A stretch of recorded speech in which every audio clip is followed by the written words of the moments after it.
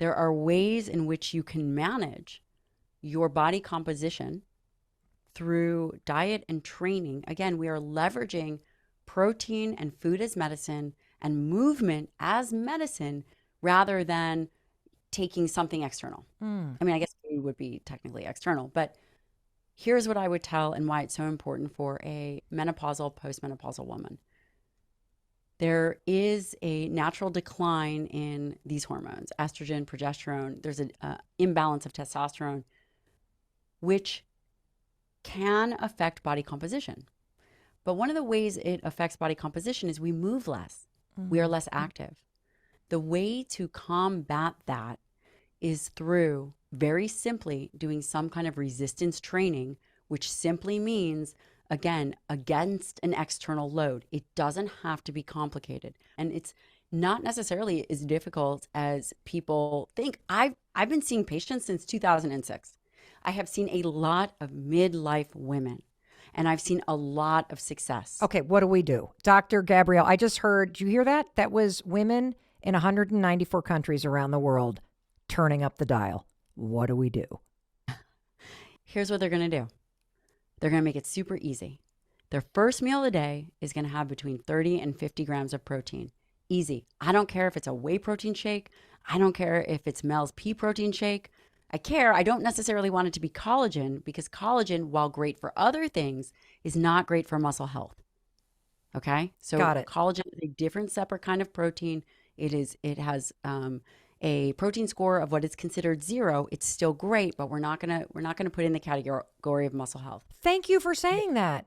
You are going to have between 30 and 50 grams of protein at that first meal. Got it. Then if you were saying, well, Gabrielle, Doc G, I want to add some carbohydrates, I'm going to say, you know what? Go right ahead.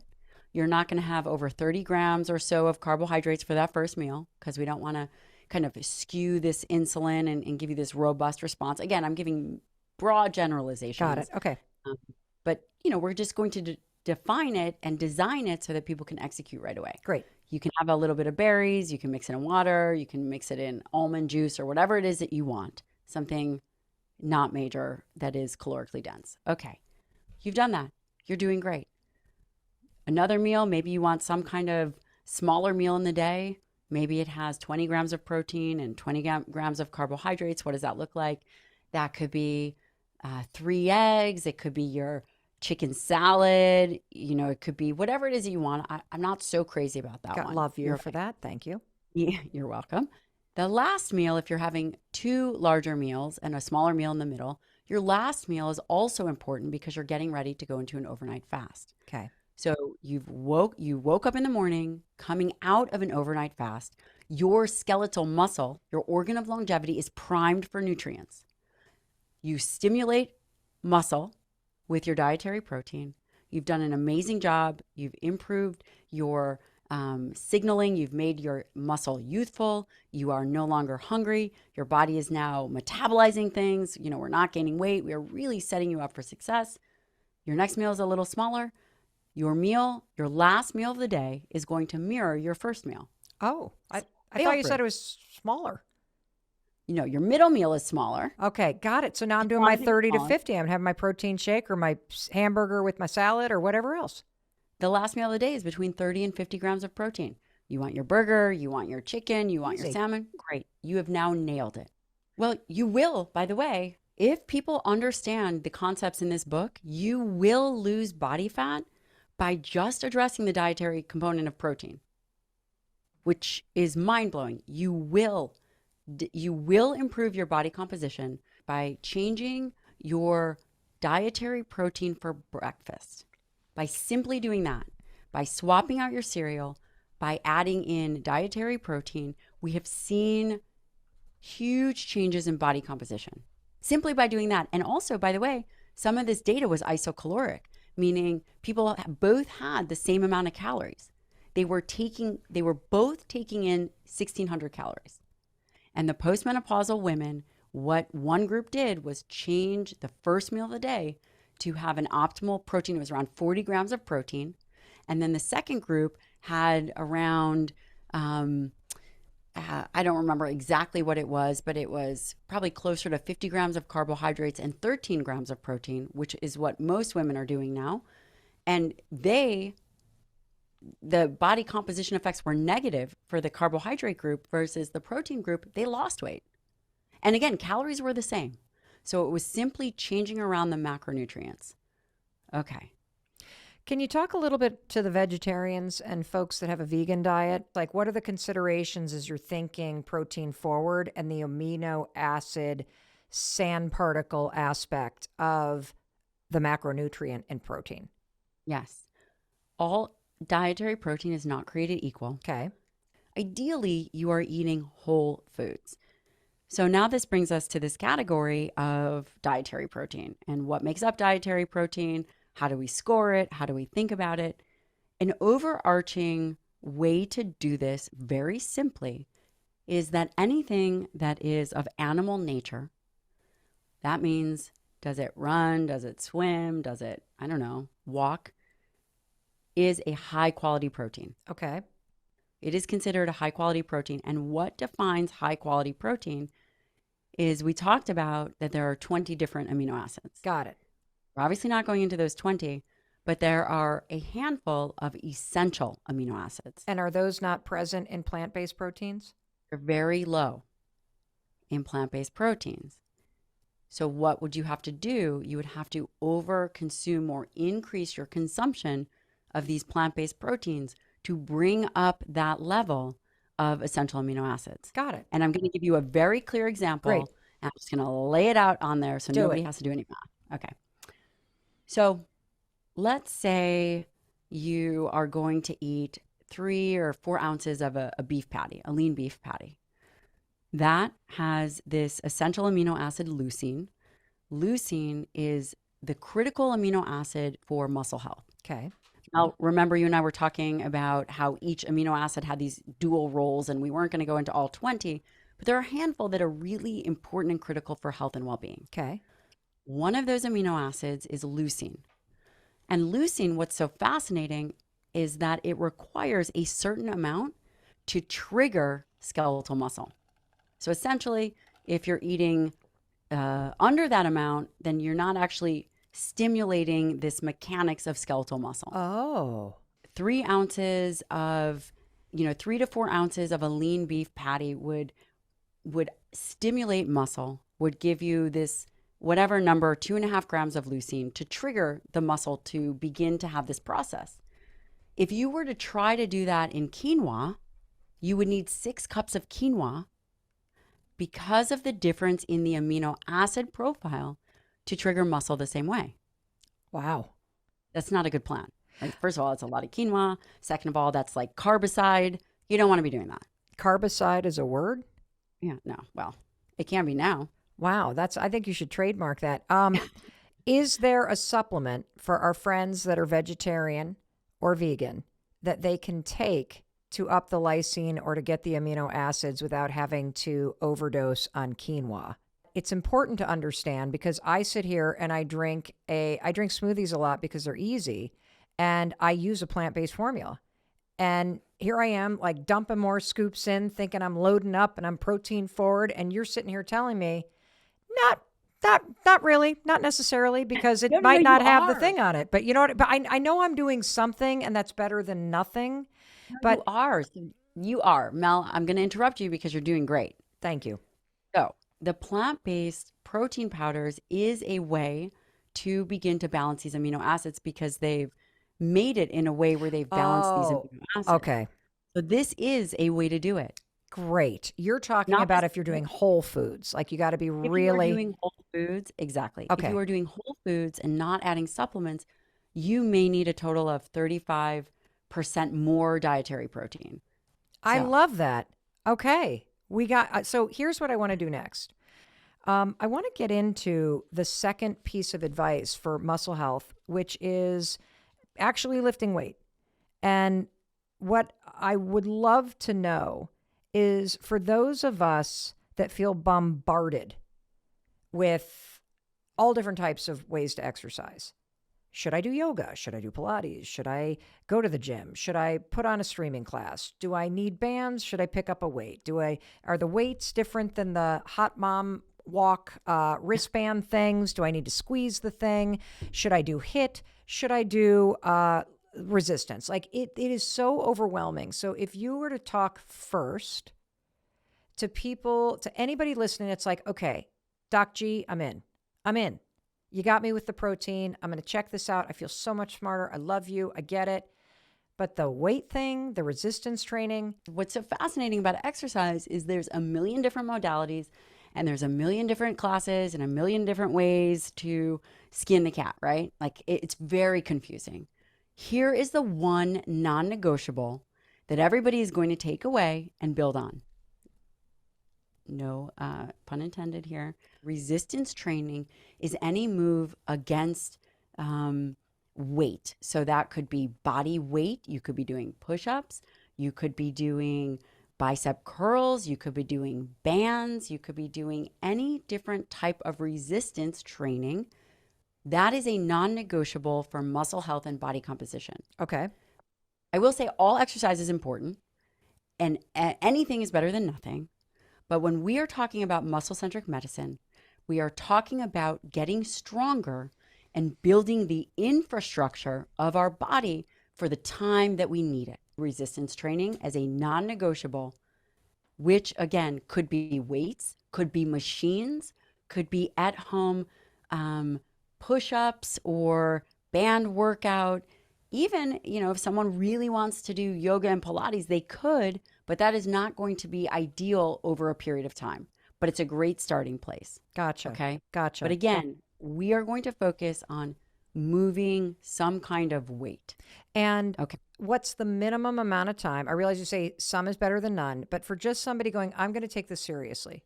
3 days a week, 2 days a week, 1 day a week. Where's a starting point for somebody where this is like a whole new world? Yes. Here is what the general guidelines will tell you. Okay.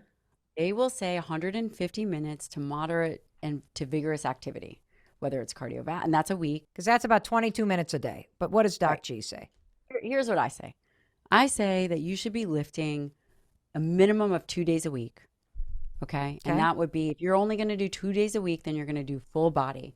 And I love the idea that you are doing what we call multi-joint movements. So for me, what did I do this morning? I go, oh man, I'm going to be on Mel Robbins' podcast. I'm getting my butt in the gym and we did deadlift. Okay. I don't necessarily think that people need to start with that. But again, I've been training for, a period of years. So for me, deadlift. But for, someone who is just starting out, there are still machines. Machines are very safe that they could do a squat on a machine or a leg press on a machine. There are things that involve multi-joints and multi-body parts at once. Super easy. We don't need to overcomplicate it. One of the things I will say is 2 days a week would be the minimum of doing, whether they're doing upper body and lower body, all of those, again, 2 days a week. Gotcha. If you were to take a protein forward diet and you were to do 2 days a week of full body resistance training, okay, how long does it take for that inner muscular body to start to appear and you to start to see some sort of something happening? Here's the great news of someone who's just starting out. Those people will get the bigger benefit and see more improvement faster than someone who's been training for a long period of time. How long? I would say maybe 6 to 8 weeks. You stay with it. That long?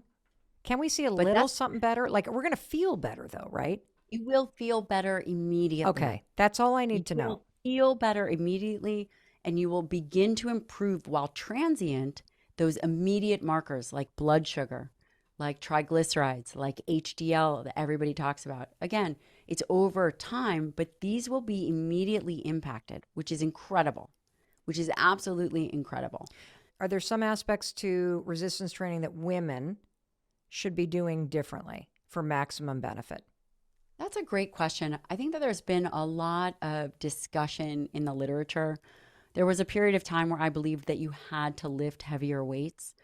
And I personally prefer to do that. But the evidence would suggest as long as a woman is really taxing herself, she's not on her phone and she's not kind of distracted, but going to where she really goes to fatigue, then I think that it's not necessarily for women, but again, there is some evidence in the literature or some speculation that some women need more volume. But again, I do think that we shouldn't get caught up in the weeds, but we should understand that 2 to 3 days a week of resistance training, if you're going to do 2 days a week, it should be full body. There's many different ways to do it. Now, here's one other thing that I think women should do. Tell me. One high intensity interval training session a week. Okay. What does that actually mean? I think that we should do it, Mel. I heard you're in Vermont. I heard from a mutual friend we're in Vermont, and I think I should come down there. I think you should too. That we should do it. I think you should. I'm terrified already. Okay, go ahead. And so this could be on, say, an Airdyne bike or a rower, or if someone is at home with no equipment, it could be as many air squats as they could do for a 45-second to a minute session, all-out effort. But you're really going to put in high effort for a minute, and then you're going to rest. And then you could do that. Again, there's many different ways to do that, but you could do this for a total of 20 minutes, and that's your workout. So you do 10 rounds with a minute in between, and that's it. You have taxed your muscles, you've released myokines, you've improved your blood sugar, and you're going to eat your dietary protein. You're going to be stronger. Over a period of time, you are going to be stronger from following that. I love this. And I love that you're saying 10 to 20 minutes. I love that you've got resources that we can link to. I love that you've got a playbook in Forever Strong. I know a lot of people were hanging on the words when you said just, you can do resistance training for 20 to 30 minutes 3 times a week. For women, it's important to go to failure. If, for example, you're doing an online streaming class and it's like one of those small weight things and you are doing your arms up and down and you've been holding them up for 5 minutes and you're like, I can't do this anymore. And you drop your arms. Is that what you mean by failure? Yeah. Yes. Great. And by the way, I did say 10 or 20 minutes, 30 minutes. If you work hard enough, you could get a great workout in 7 minutes. You could get a great workout in 1 minute. If you gas yourself on some kind of just all out 80 to 90% more effort, that's good. It could literally take you 4 minutes. So there are ways to navigate this. It doesn't have to take a ton of time. You did mention make muscle magic. What are the 5 ways to make muscle magic, and what is muscle magic? So how to make muscle magic. And basically the way that I think about that is how can we add in snippets in the day to really augment our health? What are we going to do about health and wellness that's going to take 2 seconds to do and going to be at the forefront of our mind? Every hour, complete number 1. You like numbers. Number 1, every hour, complete 10 to 20 air squats. Dude, you could totally do that. You could totally do that. Number 2, stand at your desk, which I'm sitting right now, but I do have a standing treadmill desk. Number 3, get your heart rate up with a brisk walk to the bathroom or water fountain 10 times a day. Great. Easy. You literally, if you had a glucose monitor, you ate lunch, you have that glucose monitor on, you can see improvements in your blood sugar just by leveraging skeletal muscle instantaneously. We're at number 4. Bring a resistance band to your office and get in a quick 10 reps of Mel's bicep curls. Or any exercise of choice. Just resist the band, people. Yeah, you could do overhead press. You could do whatever you want to do. I have a question. So a lot of us have these wrist weight things. You can hear me opening it up.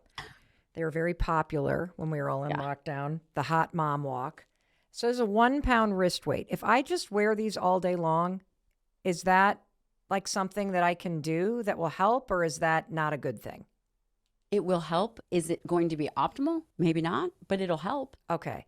And when you said, I think you could put I think we could put a little more. Probably. Given that you've practiced as a psychiatrist, as in a family medicine practice, and you've spent 20 years and are a fellow in nutritional medicine, I wanted to ask you some questions from our audience and see if you would give people advice. So Vicky writes, Doc G, how do I get my 24-year-old daughter to start taking charge of her health? I send her podcasts, I send her articles. The more I do, she turns away as she wants to be in control, which I know she should be. She's a workaholic. She's a perfectionist. She has anxiety, but she mopes around and doesn't exercise much. I'm worried because she's burying herself in work, and that means she claims she doesn't have much room for exercise or enough sleep. She's put on about 25 pounds since graduating, and I'm just really worried about her. What can I do? Oh, well, first of all, don't worry. We've got this. And I'm going to share with you a little secret. Over time, the most and highest success a person will ever be able to achieve, the one common denominator is their health. So if Vicky's daughter cares about building and becoming successful, which she clearly does, right now she is making a rookie entrepreneurial mistake. I have seen this over and over and over again. Human beings are predictable. This behavior of late nights, early mornings, little sleep, charge hard and burn out, it goes like this, right?